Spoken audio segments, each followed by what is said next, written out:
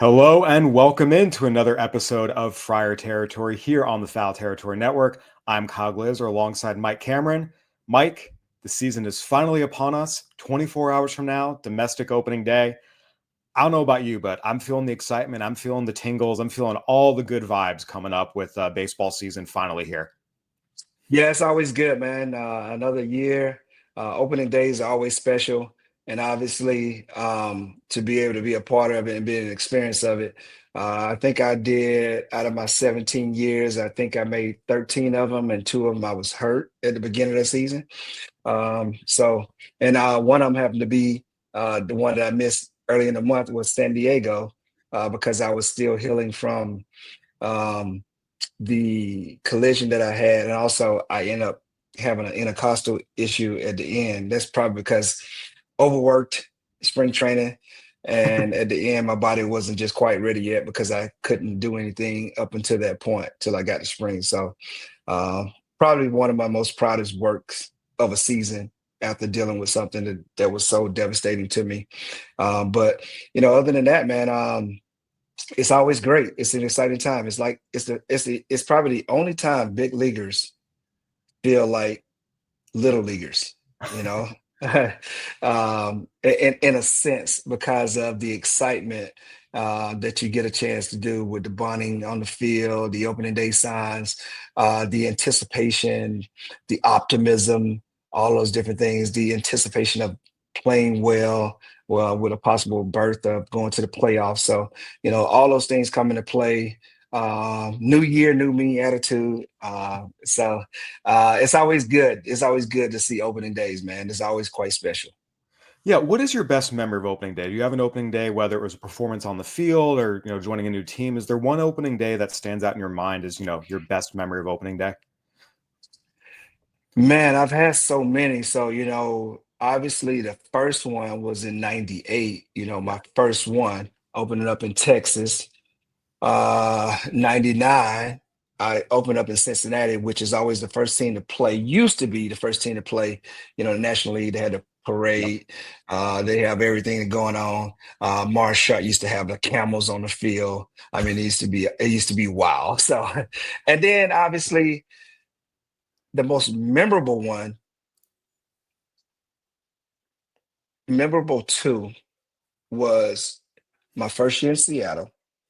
Uh, Understanding the enormity of it, as this is the first time this team hasn't seen Ken Griffey Jr. in like since 1989 or 89 or something like that. So, Yeah. me being the next guy to take that spot is and the going into a new stadium and everything that is there was so special. Coming out of center field on a red carpet all the way to a home plate was pretty cool. And me getting a chance to say, hey man, you got me over here.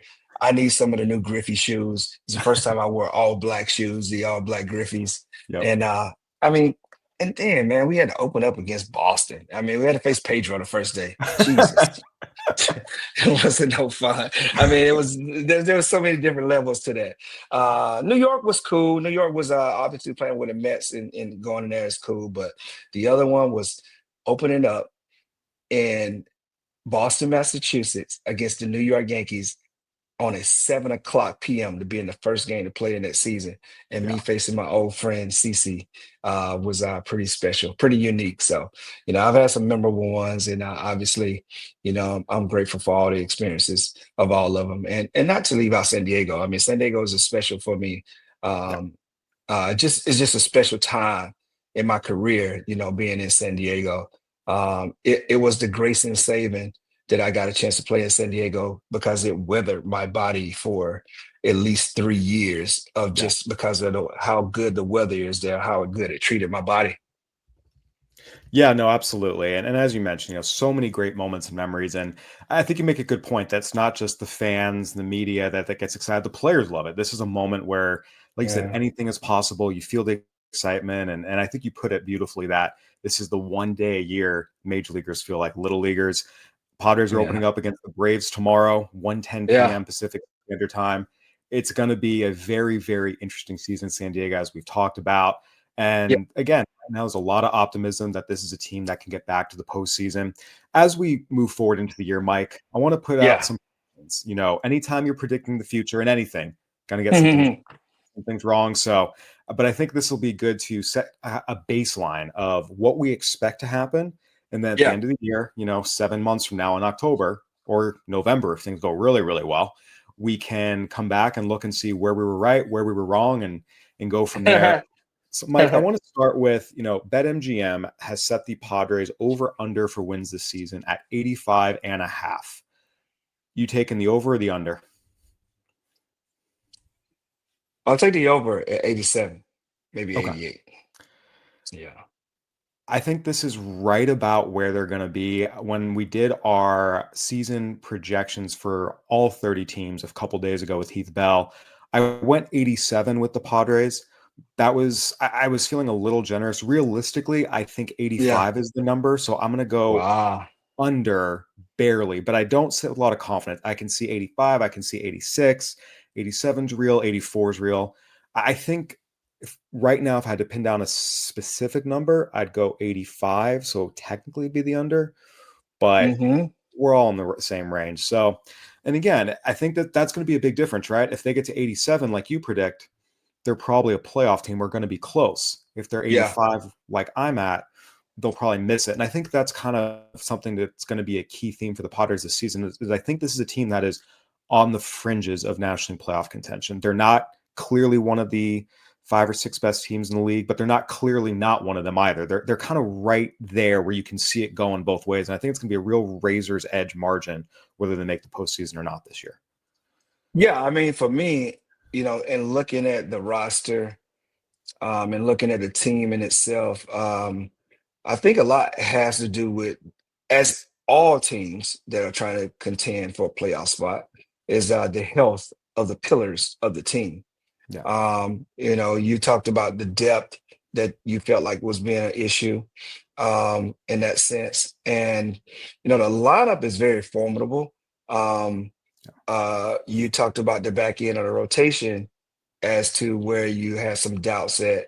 And obviously, some of the other guys are at the front line of the rotation. It's just a matter of them contributing from a health standpoint, and they will reach the numbers that they're considerably that they need to reach. I mean, look, the back end of the bullpen for the Padres, although they lost one of the big, the big lefty or whatever, but them still having a very strong back end of the bullpen is something that you can kind of lean on, but you Yep. don't want to start leaning on it too early, because when you get on the back half of the season, that's when those relievers start to wear down too.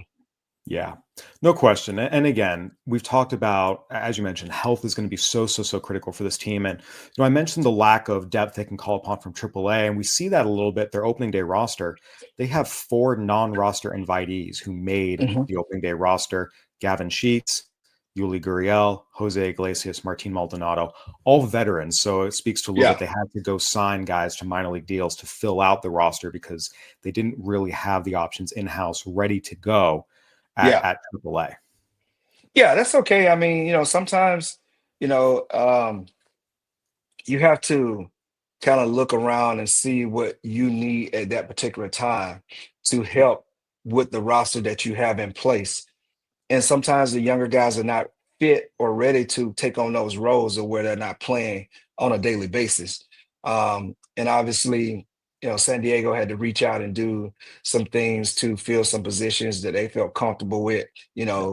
Uh, guys that probably on the back end of their careers, but are very formidable because they've been pros of pros. So and they understand the grind, and probably at this point understand, playing once or twice a week per se, Yeah. if you're trying to do this in a matter of what the Padres are trying to do at this time. They're really just trying to, hopefully keep their team unit healthy and productive as long as they can, to some of the younger talent is able to arrive and take on their spots, to be um, in the midst of this 2025 San Diego Padre Championship Ball Club. Absolutely. You mentioned the pillars are really going to need to stay healthy and perform. And with that, I want to dive into some individual predictions, what to expect from Padres' top players this year. We're going to go through the lineup. We're going to go through their key starters. We'll go through some of the bullpen. Yeah. Comprehensive look at the Padres 2025 season.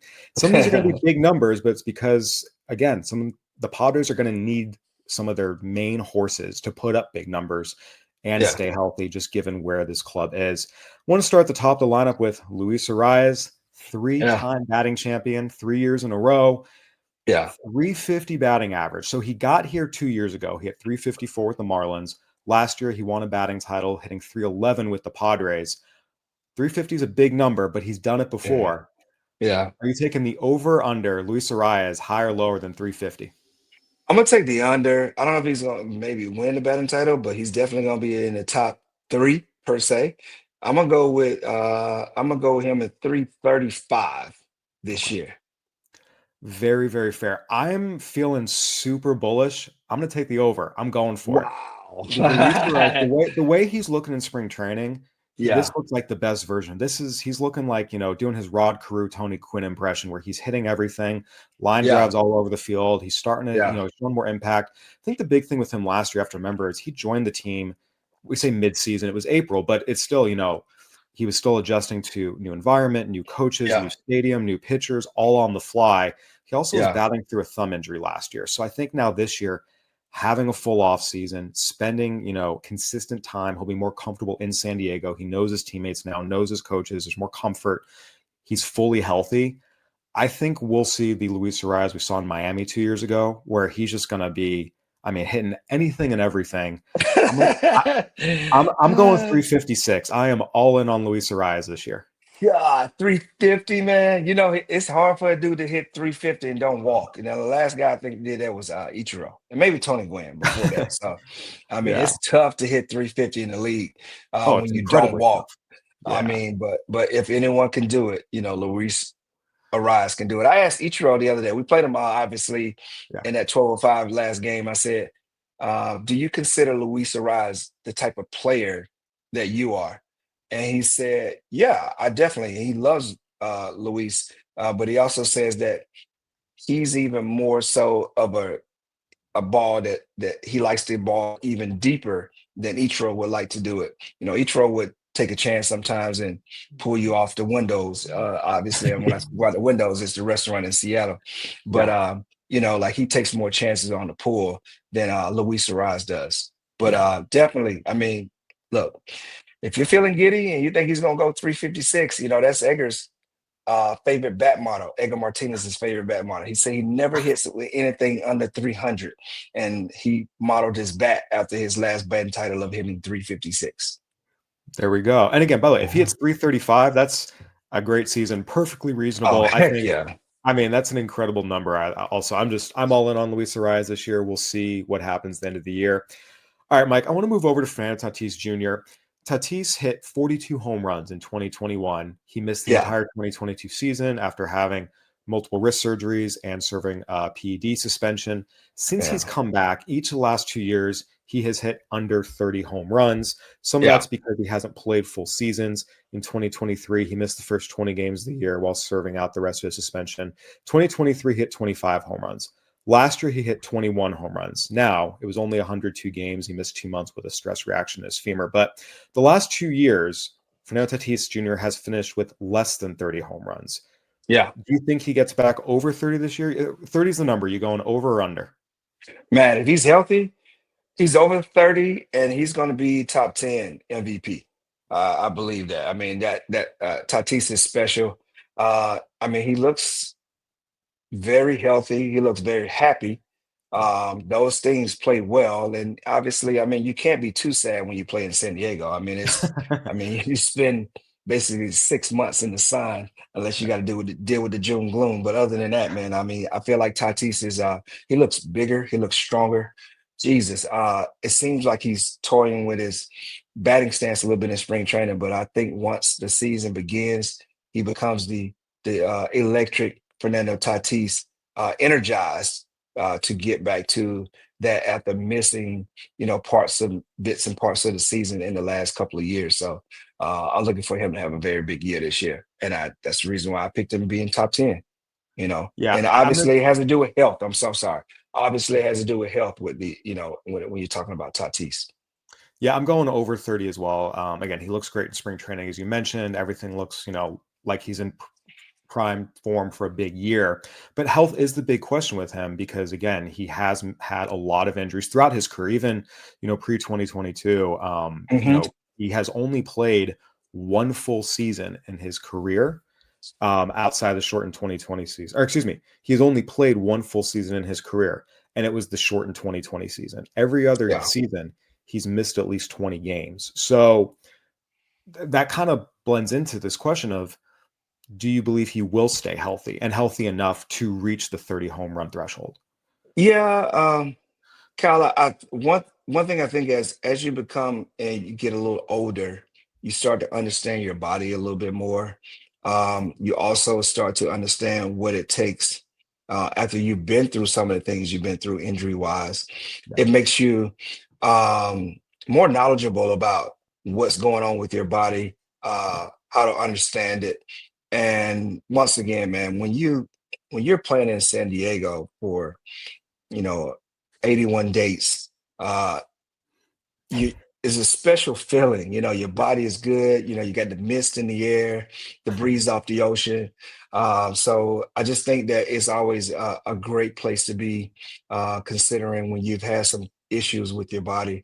And him getting a chance to do it now is going to be very special for him to stay healthy in order to get back to the top tier player, from a factual number standpoint. Yeah. Um, um, and I do believe that Tatis is going to stay healthy, where he's going to probably play 143, I'll say 140 to 145. Okay. If anything, everything goes well, possibly, 150, so that would be ideal. I'm pretty sure AJ Pillar would love for him to play 150 games in a season, cause starting this year. And I think the important thing to remember is he's just going into his age 26 season. He's just now entering his prime. I think people forget It's how young he crazy, is just because he's been crazy, man. around for so long. And we see a lot of times guys kind of reach their physical peak, their physical prime in this 26 to 30 range. A lot Yeah, of guys who go through some injuries early, they bulk up, they get stronger, they really fill yeah, out. And we see them get more and more durable and stronger over the course of, their age 26, 27, 28 seasons. So yeah, Shohei Ohtani is a great example of that. He didn't stay healthy on the mound for full season until he hit 26. yeah, I think it's something where I think he will stay healthy enough to play 130, 140 games, hopefully even more, and get to 30 home runs. All right, Mike. So we talk about the Padres stars, Tatis as one half of the Padres, two-headed monster. They have a lot of really, really good players, but I think when you think of the yeah, Padres, there are two guys that really stand out. Tatis, and the other, of course, is Manny Machado. So Manny yeah, Machado has had very, very solid years the last 2 years, but he's actually been sub 800 OPS. That was a number that he cleared easily pretty much every year through, once he hit his early 20s with Baltimore, down through his early time with the Padres. The last 2 years, and some of it was he wasn't 100%. 2023, he was playing through an elbow injury. OPS was 782. 2024, the first half of the year, he wasn't right. He was still recovering from the injury. Turned it yeah, on the second half, finished with a 797 OPS. So the last 2 years, Machado's actually finished with a sub 800 OPS. Do you yeah. think he gets back over it this year, or are you going the over or the under here? I am going to go with the over because I do feel like, Manny is in his age is going to be 33 season, Yeah, 32. uh, Yeah. 32 seasons. So, Yeah. um, look, Jesus, guy, I feel like you've been playing for like 15 years already, and Yeah. he's only 32 years old. I do think that some of the issues that Manny had last year were with his legs. And I think that he's, feeling good about himself. Look, every time I've seen this guy swing the bat, he's hitting missiles off us in spring training. And Yeah. Manny's Manny. Manny is what San Diego is all about. Laid back, chill. Um, you know, good vibe, but you don't know it because he keeps it to himself. But if you talk to him, you understand, he is like that. I think that he will get back over the 800 OPS mark. Manny strikes the ball very well as anyone in the game. Obviously, he is the clear veteran of this team. And look, he does have a little bit of a menace to him also. So I think he may be playing with a little bit of a chip on his shoulder now, that I still think that he's the premier. If not, he's a little bit above Arenado still, since Arenado's still in the American National League. But Yeah. Manny Machado is still that guy, man. I mean, look, 32, I consider that still very young as a player. So I think also too, Manny is coming up on some really, really whole numbers that makes him considerable to the Hall of Fame. So guys, as much as you think they don't keep up with those things, they do. And we know that Manny is starting to enter into that realm of, you know, where we're talking about the Hall of Fame numbers with the Chipper Joneses, the let's see here. I'm trying to think about some of the latest guys. Scott Rowlands, I think he's already kind of over Scott Rowland in a sense. And then we're talking about him entering that realm. He's in that mix, especially when you're talking about Dominican born guys, if they, Dominican born guys that have that uh that uh that that star power, Manny and A-Rod, and we're talking about God, let's see who else is. We're talking I get about what you're saying. I mean, yeah, this okay, is a guy who has yeah, a chance to be, again, he's approaching yeah, that point where he's going to start making a Hall of Fame case. And I do agree. He has looked healthy. He's looked strong. He's looked locked in, dialed in. I agree. I'm taking the over on the 800 OPS for Manny Machado. yeah, All right, Mike, yeah. we talked about this one a little bit in a previous episode. Jackson Merrill, over under top 7 in NL MVP voting, higher, lower. Where are you going? Wow. If I put whoa. I'm gonna take the under and I'm gonna go top 15. I did say that I think previously a couple times that he's capable of doing that, but I think this year he's gonna be top 15. So I'm gonna take the under on the top 7, and it's only because it's not you know a, a, a mark against him, finishing in the top 15. I think if he finishes in the top 15 and, the other guys do what they're capable of doing, this is going to be a very good sign, because that means that he's had a great year. He's having a good year. And also he's putting together a solid sophomore season. And on top of that, the growth to be able to finish in a top 15 MVP race in the National League is pretty special, considering the talent that's have been amassed in the National League here over the last couple of years.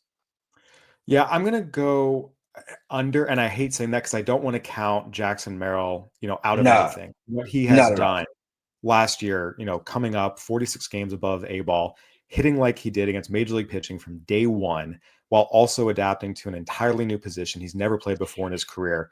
And not Yeah, just like he moved from short to second, going from infield to outfield to center field. yeah, I'm yeah, going to keep repeating it until, the day I die. This was an unbelievable season he put together given the yeah, context. So I'm not going definitely. to count him out of anything. I'm going to take the under just because, again, nothing about him. The National League is just so, so, so stacked. You talk about, Oh Tatis yeah, and Machado if they're healthy, the Dodgers with Otani and Betts and Freeman, Mets, you have Lindor, you have Soto, the Braves, yeah, Acuna's coming back, you have Austin Riley, you have, I mean, oh, by the way, Philly with Trey Turner and Bryce Harper. I mean, the yeah, National League is so, so, so unbelievably stacked this year.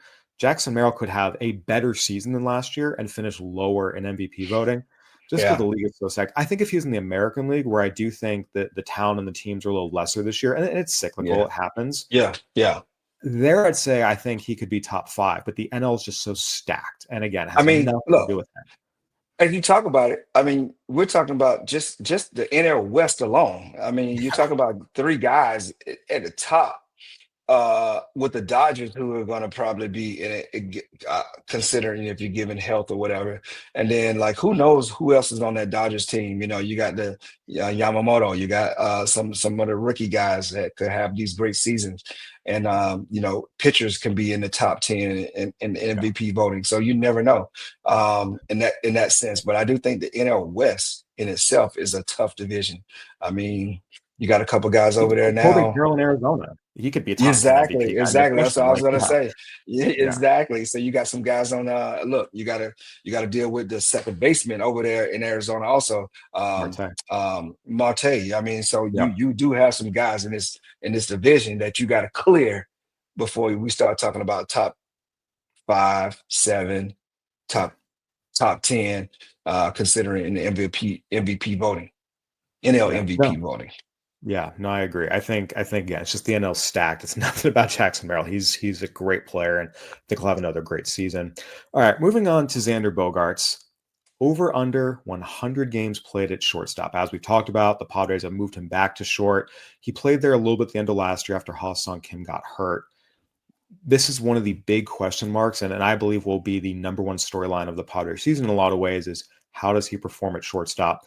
Are you taking the over under Xander Bogaerts playing 100 games at short this year for the Padres? Man, that's a tough one. Um, Now that they have Iglesias in the house, Yep. uh, and all of these guys are pure veterans, and in order for the Padres to be really good, they don't have the options that they had last year. Um, I'm gonna go just a slightly under. They do need him to play 100 games at shortstop, and be the best version of Xander as they possibly can get. But I'm gonna go slightly under. Uh, Not considerably, but I'm gonna go slightly under, Yeah. um, just slightly under. I feel personally like that. Yeah, I'm going to take the under because I think there will come a point where the Padres make the determination that the best team for them, both offensively and defensively, is an infield alignment of Manny Machado at third base, Jose Iglesias at shortstop, Xander Bogaerts at second, Jake Cronenworth at first, and Luis Ariz as a DH. Iglesias played second base with the Mets last year, but that's because Francisco Lindor is at short. This guy Exactly. can still play short. This guy can still pick it. This is one of the No best doubt. defensive infielders in No doubt. baseball. And And, he can hit. He can and, make contact. Definitely. And look, for some reason, Iglesias is not very old. I mean, like he's still very prime years if you want to talk about, age and everything else. And this guy can still do it. Like he's still one of considered one of the best shortstops to ever go out there and play shortstop, because in this day and time. I mean, so I do think that it's going to be a very big help in having a guy as Yeah. Iglesias on your team who can play basically all of the positions, from second, short to third base, if given, or if needed for the opportunity for that to do it. Yeah. Again, I think just at some point the Padres will make the determination that's their best team, and that's why I'm taking the under on Bogarts there. All right, moving over a little bit lower in lineup, Jake Cronenworth came out his first two seasons and was really, really, really good offensively and defensively. Runner-up rookie of the year in 2020, 2021 comes out, puts up an 800 OPS as an all-star. The last three seasons, he has finished with a sub 400 slugging percentage. Now, he's still been productive in some other ways. Good defender, can play first, can play second. The average hasn't been as high as you think. It's been a lot of 230, 240. But he does a lot of the little things that make an impact on the game. At the same time, you want someone who can give you a 400 slug over someone who doesn't. He has not reached that mark the last three seasons after reaching his first two. Are you taking the over under on Jake Cronenworth reaching a 400 slugging percentage this year, getting back to that mark? If you're getting 400, 400, 500 at best, you should slug over 400. So I'm going to go with the over. I mean, I think it's not that hard to do, considering if you get a chance to go out and you stay healthy and play on a daily basis, it's a lot easier to put put that in perspective, I think, Jake's been kind of lost in the shuffle a little bit. Maybe he's dealing with some couple swing changes or thought process or whatever it is, whatever you need to do. But, this year for the Padres to be the best they can, they need Jake Cronenworth to get back to one of those years when they're really screaming, slam Diego. So, and Yeah. he was a big part of that. So I think, it's good for Jake to get back to the player that he's customarily is able to be in. And obviously slugging over 400 is not that hard to do if you play on an everyday basis. Yeah, I struggle with this one. I'm gonna take the under just because it's hard Whoa. for me to pull the trigger when he hasn't done it 3 years in a row. I Yeah. think that, and again, he's been close. It's not like this guy's, slugging 320 or anything. It's just, again, it's been, 390, 378, 390. So he's been close, but he hasn't quite breached it. It's just hard for me to pull the trigger, like I said, when he hasn't done it for 3 years in a row. So Yeah. I'm going to take the under, but I think he'll be close and around there, and maybe he does squeak over. I think, 390 to 410. It'll probably be somewhere in there. Yeah. Um, Mike, we talked about the non-roster invitees, and the one that made the biggest impact in spring training is Gavin Sheets. Sheets was a big slugger at Wake Forest, was a second-round pick of the White Sox, was a top 10 prospect. With the White Sox, again, that organization has had a lot of issues in recent years with player development. It's not a him problem. The number of position players they've had who have stalled out in their development, I mean, you can Hmm. fill a short story with it. It's Luis Robert and Yohan Moncada and Yeah. Andrew Vaughn. I mean, there's so many guys, and he was one of them. Was a part-time player for them, showed some power, could hit righties, but again, it was not ever quite the performance people expect. There's a lot of 220, 230 with 10 to 12 homers. He's come to San Diego, had a fantastic spring training, was hitting doubles, hitting homers, was homering off lefties, which is something he's never really done. I mentioned this at one point. He has 2 home runs off of lefties in 4 seasons in the majors. He hit 2 home runs off lefties during a week in spring training. He literally had a week of spring training where he hit as many home runs off lefties as his entire big league career. Yeah.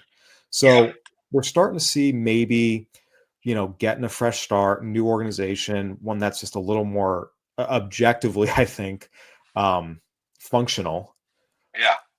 He's going to be their starting DH on opening day. I mean, he's gone from non-roster invitee to probably in their starting lineup on opening day. You're taking the over-under on 20 home runs for Gavin Sheets. I'm gonna take the under. Okay. Um, just because spring training is totally different than the regular season.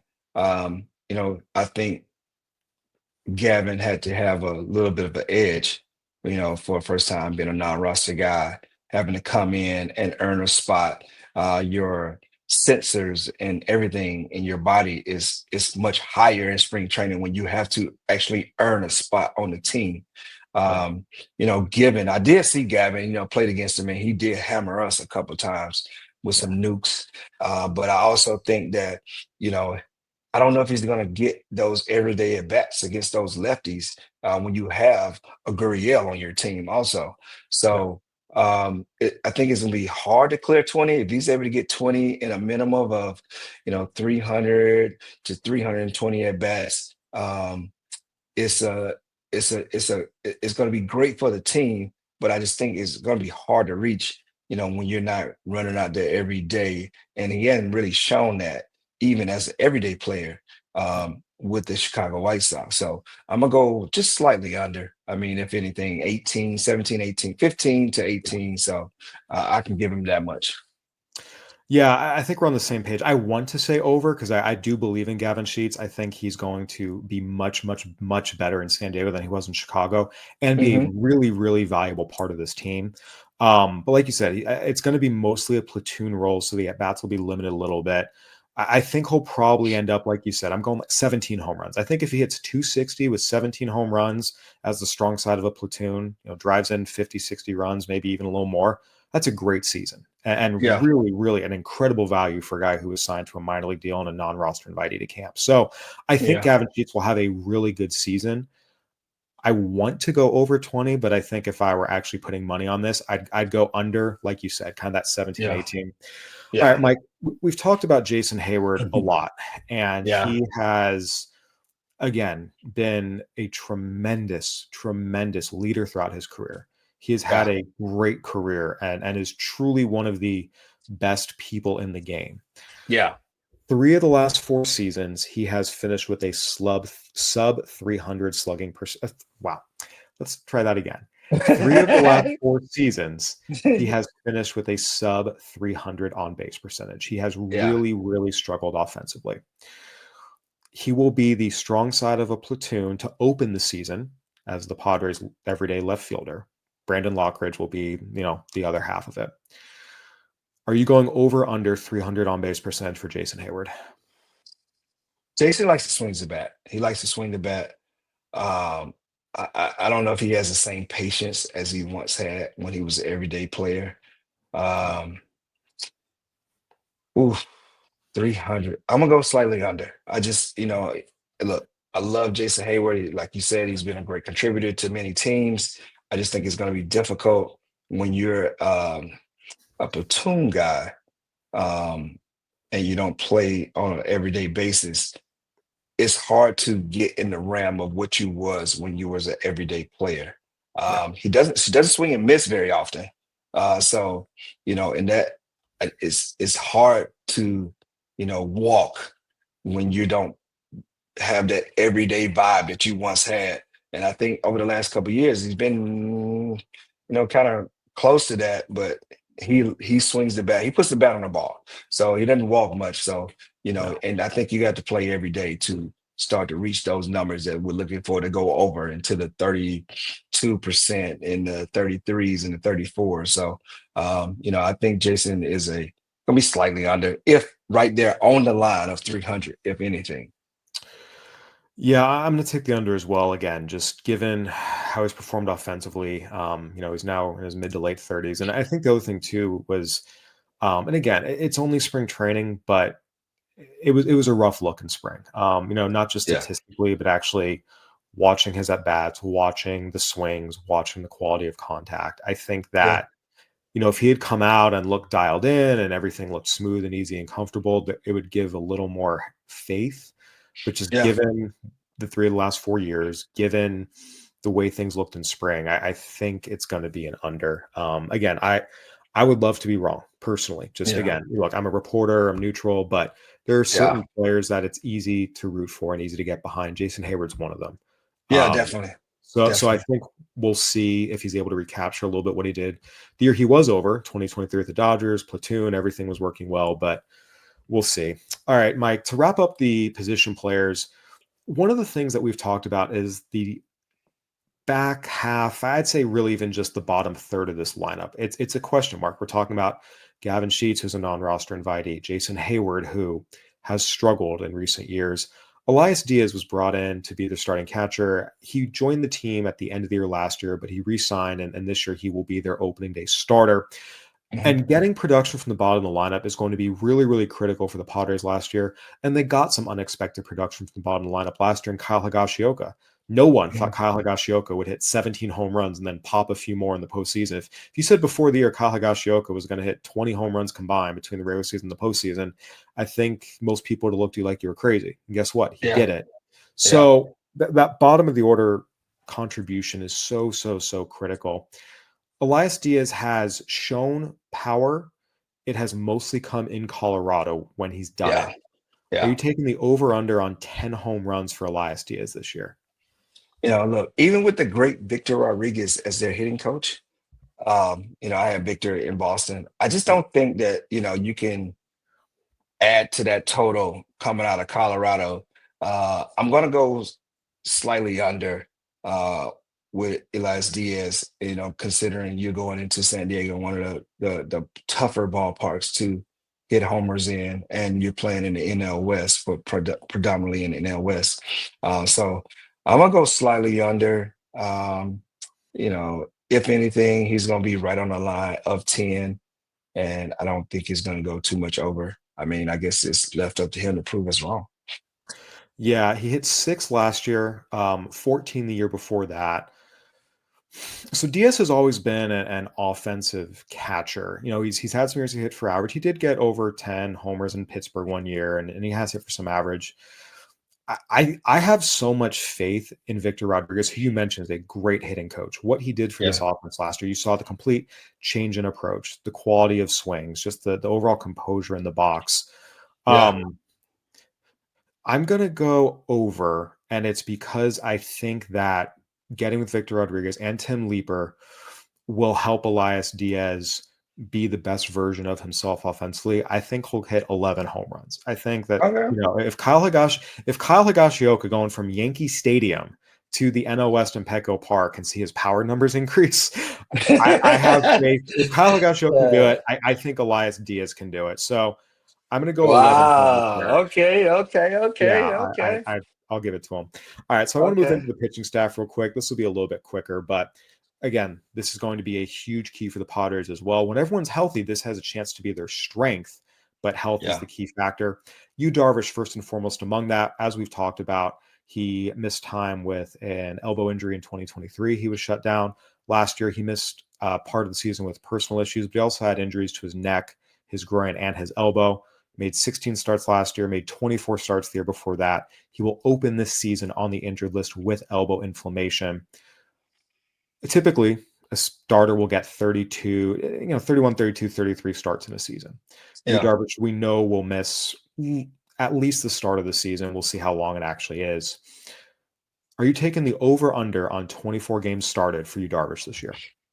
Can I take the line? I, I'm, Absolutely. I'm gonna say 24. You know, when you miss a month and you got to rebuild your system up, considering that he did have elbow inflammation, wow, that's a tough one to navigate when you're a, older pitcher per se. Um, you know, I'm gonna say 24. I'm gonna go with the 24.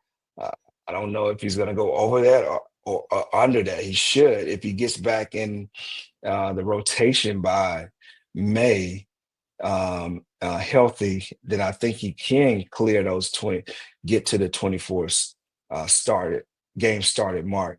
But like I think they're gonna be very careful with him considering that he's had some, elbow inflammation before the grind even starts. Yeah. I'm gonna take the under because the elbow inflammation is concerning. We'll see how much time he misses, but I also think as you get into the season, given his age, whether it's always possible. Guys suffer a small thing during the season. Whether it's a groin strain or just some fatigue. He is 38. I think Yeah, given that he's already going to miss time at the beginning of the year, and realistically, it'll probably again, you never really know, but I think elbow inflammation typically you want to give it at least a few weeks to die down and maybe even a month. yeah, yeah, yeah, I just think that things happen over the course of the season. And also given his age, it wouldn't shock me if, the Padres build in an extra off day for him here or there, whether it's again, throwing a bullpen game or a call up, just spacing his starts out a little bit as much as yeah, possible to keep him yeah, healthy and strong for a potential stretch run. So I'm going to go under. I think it'll probably be, I'm going to go just under 23 starts. yeah, yeah, yeah, Just because, yeah, again, I think with the injury and then whether it's building in off days and just things happen during the season, I'm going to go slightly under. All yeah. right. So this is an interesting one. Dylan Cease, 200 strikeouts with the Padres, which is the key part of this phrase. Dylan Cease has clear 200 strikeouts each of the last 4 seasons. So I don't think there's much question that he will get 200 strikeouts this year. The question is, will all of those strikeouts come as a member of the Padres? Basically, this is a Ooh, one way to say, will he be traded?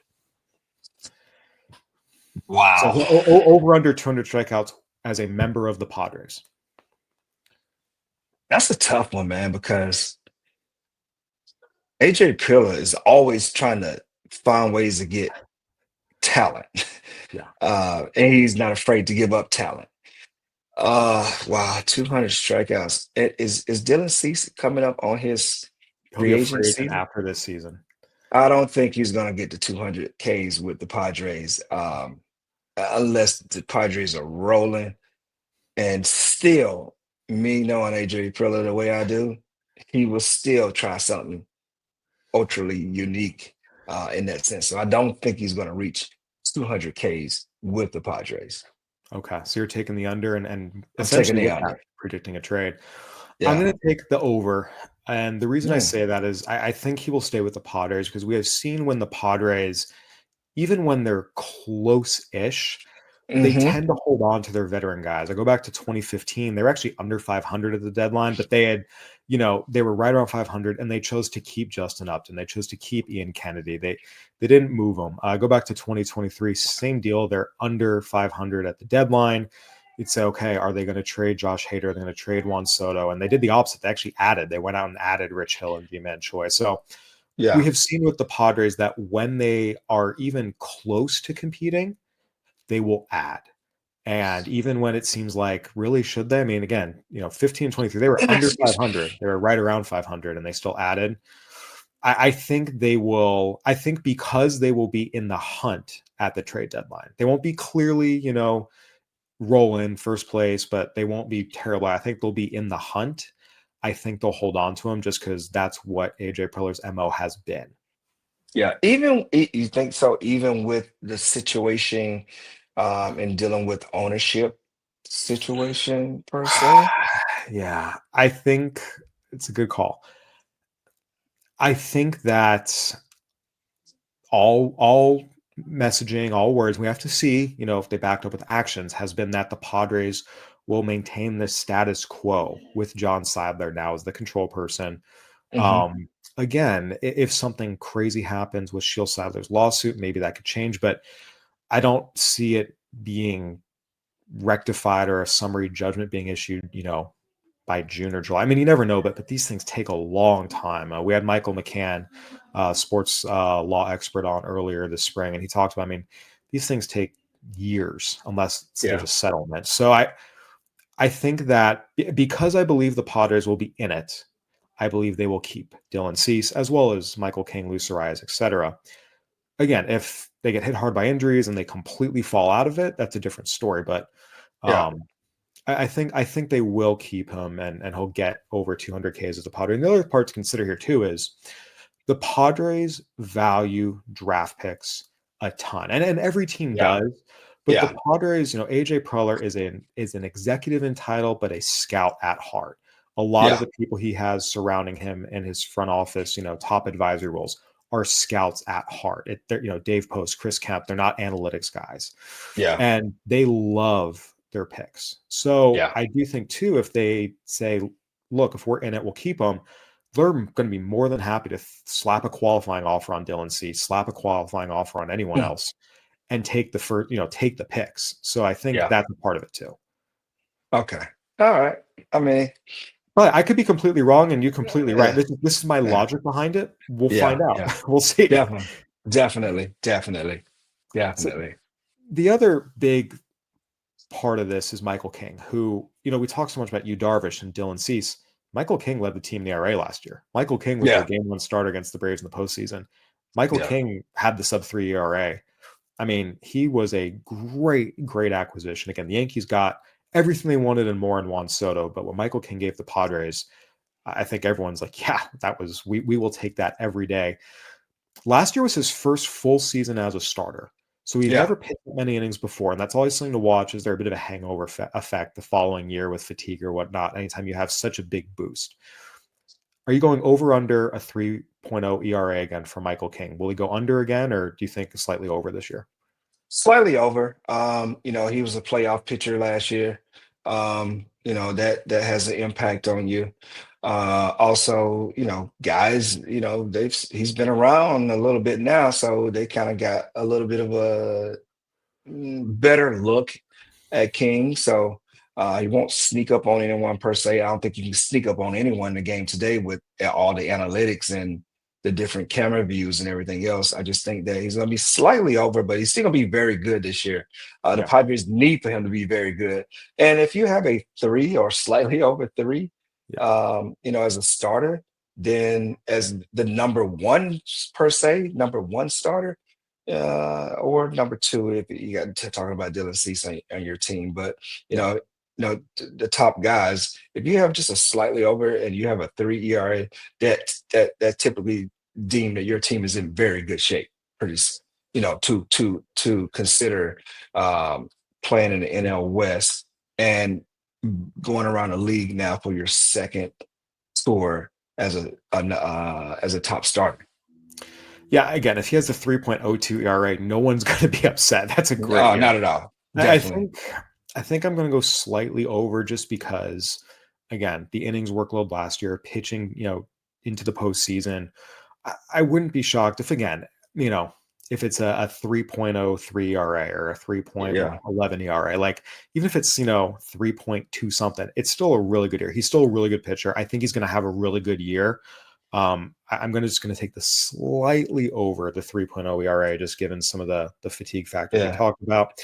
Nick Pivetta was the big free agent signing for the Padres this offseason that we talked about. 4 years, 55 million, sacrificing draft pick, sacrificing $500,000 from the international signing bonus pool.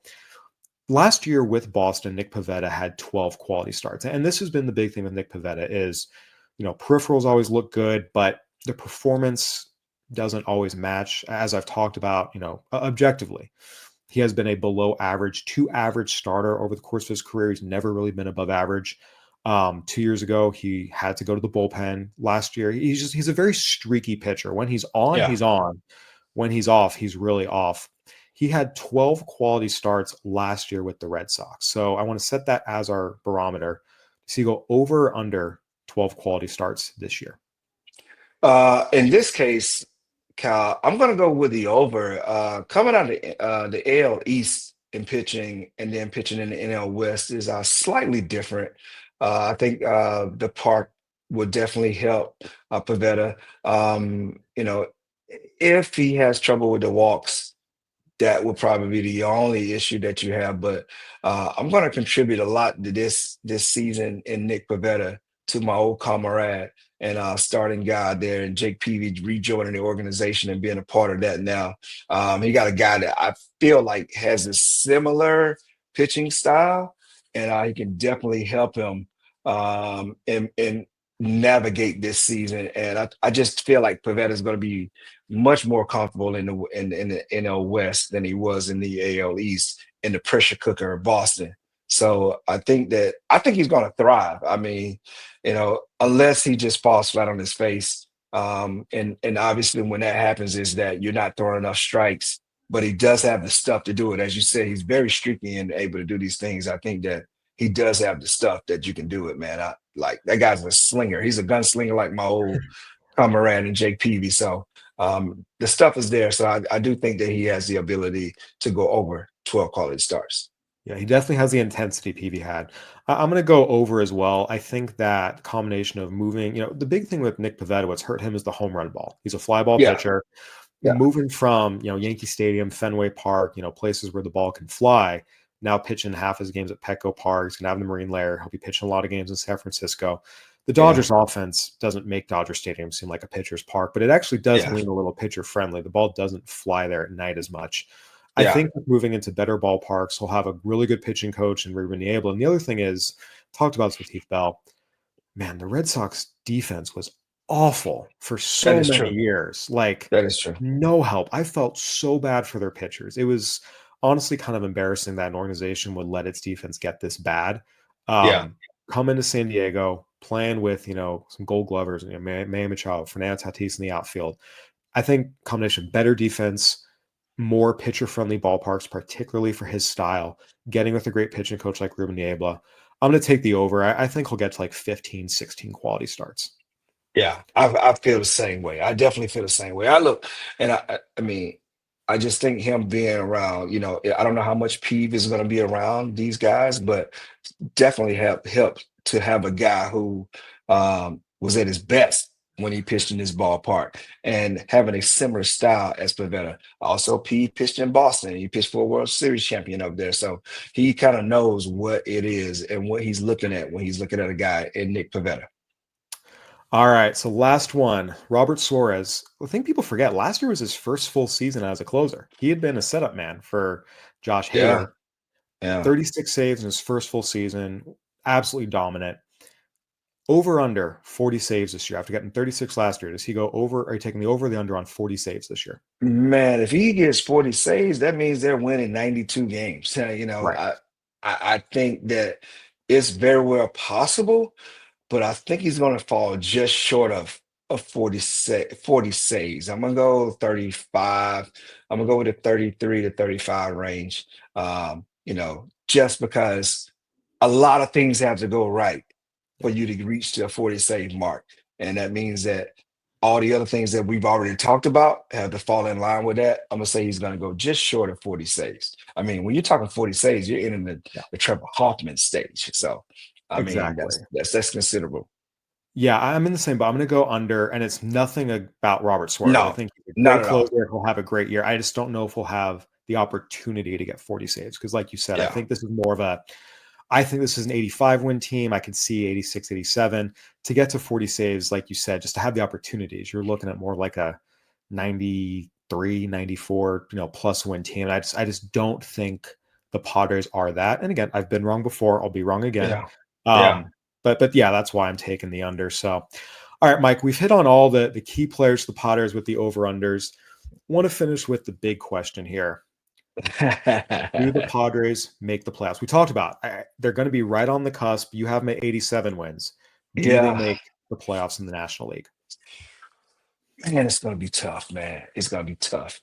Uh I think I think I predicted that the Dodgers are gonna win the West.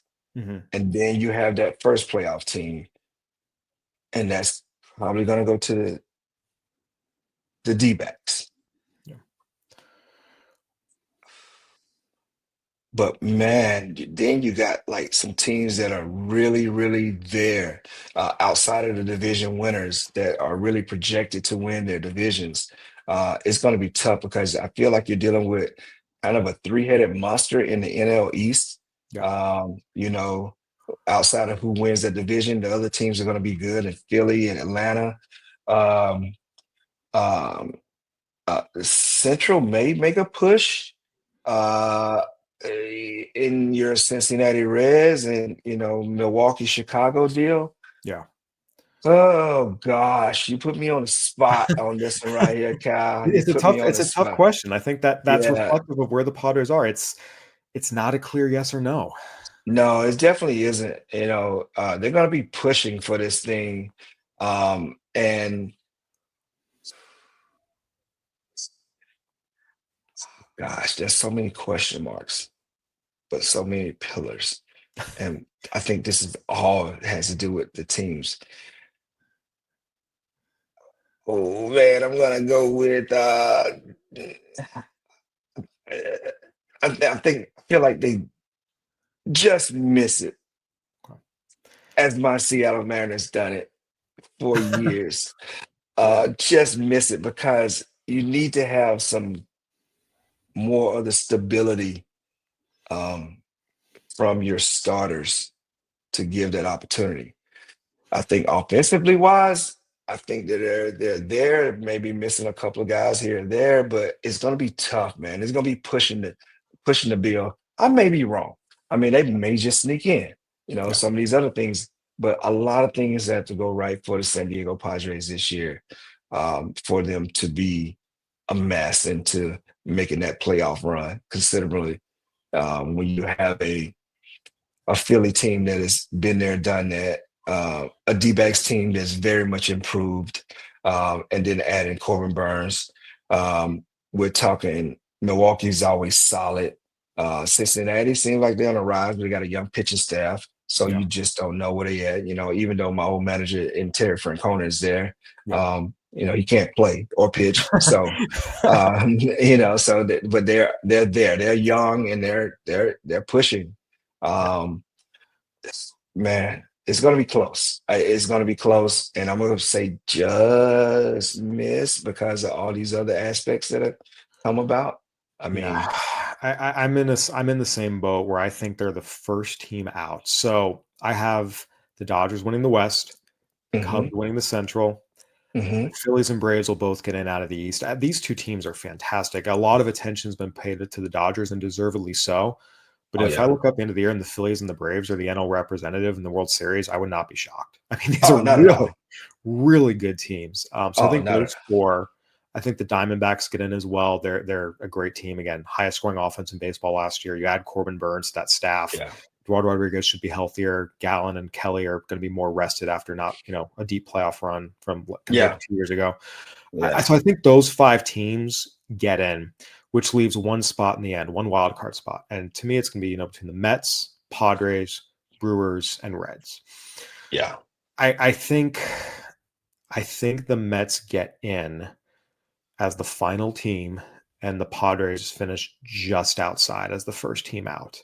There also is the possibility the Brewers and the Reds take advantage of an easier division, and one of them is able to rack up some wins where you look up, it's like the Padres are a better team than the Brewers, but the Brewers are the team that's in because they play an easier division. So that's where I'm at with it. But again, we talk about these razor thin margins where if everyone stays healthy and if, the Padres are able to make a midseason addition, pick up someone that could push them over the edge. I think it's really important. We say no to the Padres making the playoffs. It's not like we think they're terrible. It's not like we think they're no, not at all. Not at no all. shot. Like, this is a really good team. And I think if they were in the American League, the AL's way down this year. If they're in the American League, I think the Padres are maybe the 3rd best team in the American League. But in the National League, they're probably 7th or 8th. And that's just the strength of the leagues, things completely outside of their control. Yeah. And look, make no bones about it. Like, San Francisco is not going to be a pushover. Agreed. Going to play, and they're going to cause a lot of havoc over there, with some of those guys coming back and them, getting Verlander over there. Like, look, it's going to be tough to play in San Fran. I mean, so that makes it even more so tougher in the division in itself, when you got to play where you think you can chalk off, 2 or 3 wins against this San Francisco Giants team. Especially at home. They're tough. They're tough already anyway. It's tough to go to San Francisco and win games. But with that pitching staff they got over there, they're going to be in some games to be scrappy enough to, sneak past you a couple of times. You can't sleep on them either. Agreed. I mentioned this. I think they're actually my sleeper team. The Reds are a popular sleeper team. The Giants are my sleeper team. All right, Mike, final question before we wrap up. We got to get it. Your World Series pick. Who you got? Who's making it? Who's winning it? Whoa, World Series. I don't think I got that far. I think more like a player. So, look, obviously the Dodgers are still the frontline team. I think the Dodgers will go back in the NL. The AL's wide open. There's no clearly superior team in the AL this year. No superior clear AL team, but man, I'm gonna go out with a hunch. I'm gonna go out with a crazy thought, and I'm gonna pick the Seattle Mariners for some reason. I knew you were I'm going just to do gonna it. First World Series in franchise history. You're not the only one, by the way. There are other people out there making that pick. Yeah, I just feel like it. I don't know if it's going to work out, but I just feel like this may be the opportunity to kind of like take over there if all things go well, and that has to do with health and performance, as always in any team. But I just think like, so those National League teams going to be knocking each other off, man. The NL is going to be tough, but you don't have that true standout when we're talking about teams in the AL as you do the NL. Obviously there's some really good teams, but as you said, I feel like it's kind of wide open to do some things this year, and this is the year for that Seattle team to do it. Yeah, I've got the Dodgers going back to the World Series over the Rangers. I think the Rangers, coming back, they've made some additions. They got some good pitchers in their staff. If DeGrom stays healthy, I think Kumar Rocker's going to have a great year as a rookie. I think the lineup's going to be really, really good again. They had an off year last year coming off that World Series. Yeah, I think Dodgers, Rangers are my pick.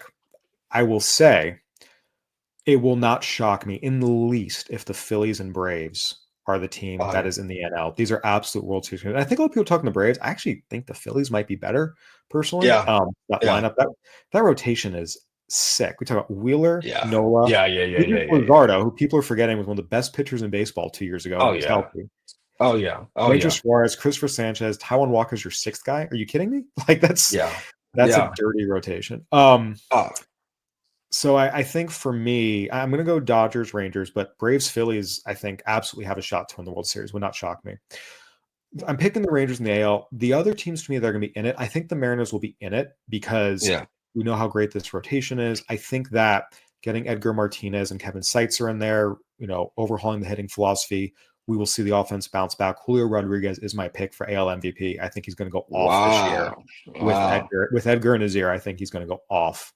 Um, the Yankees have had a lot of injuries. I still think they're talented, and in a weak AL field, they'll be in it. The Red Yeah. Sox made some big additions as well. Garrett Crochet with Walker Bueller. They have, Alex Bregman has a chance to have a big Yeah. year. They have Yeah. some really good players that can call upon from the minors midseason, give them that Yeah. jolt of energy. So I think in the AL, I'd say the contenders are the Rangers, Mariners, Yankees, Red Sox. I'm picking the Rangers, but I could see any of the four. And with the NL, Dodgers, Phillies, Braves, I'm picking the Dodgers. I could see any of the three. So that's kind of how I see it. Yeah, definitely. I mean, look, I'm with you on all those picks. I think you can't look. Man, look, even we didn't speak of anyone in the Central, and like Yeah. you Coastal know, bias. That's on me. Sorry. yeah. No doubt about it. Especially the AL. I mean, look, Kansas City is good. I don't know. They're very tough. They're definitely are very tough at home. I don't know what they're going to look like this year, but I know that they're tough and they are battle tested. You got Cleveland. I think a lot of these things have to do with a lot of it has to do with offense. But I think they oversee. I can't even count Toronto out because they do have those five starters. Yeah. So we're kind of looking at that. The scary team for me in this whole thing is Oakland. I should say the Athletics playing in Sacramento. Like they could be I a know. little bit scary. Also, I mean, they're scary enough the same way I feel about the San Francisco Giants. Yeah. No, again, they have a lot of young talent. And Brent Rooker, Lawrence Butler. I think Jacob Wilson's a really good young shortstop. That, Yeah. we'll see if Luis Severino and Jeffrey Springs can stay healthy. I mean, it'll be interesting seeing them playing in a AAA ballpark, but we'll see how it all goes. Mike, Uh, this has been awesome. Great previewing the 2025 season with you. Any final thoughts before we wrap up? All I can say is, Kyle, I guess we're sitting here predicting. That's why the opening day starts tomorrow and it goes for 162 to find out if some of these things come true. And we will hold ourselves accountable. Again, I promise everyone here on the podcast, on the broadcast, Yeah, March 26th. I am telling you that when the season ends, we will go back through all of these. We will hold ourselves accountable. We will tally them up, what was right, what was wrong, and see what happens. But in the meantime, I will be down in San Diego for opening day tomorrow, covering Padres Braves opening day. Mike will be back with us on Monday to talk through the opening series, Padres and Braves. Your hometown team living out in Georgia yeah, should be a good time, and we're all glad baseball's here. definitely. And look, by no means, Baltimore fans, I did not forget about you guys. We just talked about so many other things. We didn't forget about you guys also. Absolutely. Well, this has been another edition of Friar Territory here on the Foul Territory Network. Go ahead and give us a review, like, subscribe. It helps us. We would love to hear from you. YouTube, Apple, Spotify, whatever platform you're watching and listening on. For Mike Cameron, I'm Kyle Glaser. Thanks for watching and listening. We will see you next week.